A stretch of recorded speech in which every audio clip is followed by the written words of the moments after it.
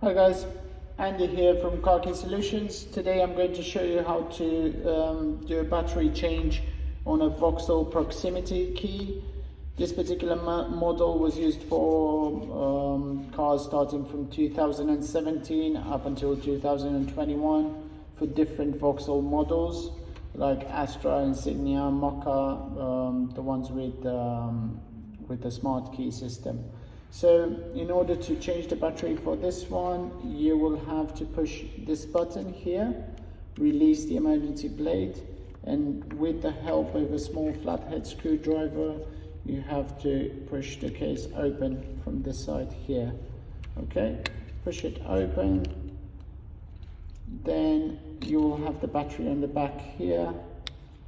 Release the battery again with a small flathead screwdriver, and in our case it's a CR2032. When you replace the battery, please make sure you put the positive side of the battery facing the back, and align the key back together. It will clip into position, and then add the emergency blade, and your key is ready to go. Thank you very much for watching our video. Please subscribe to our channel, and if you do have any questions, please leave us a comment below. Have a good day.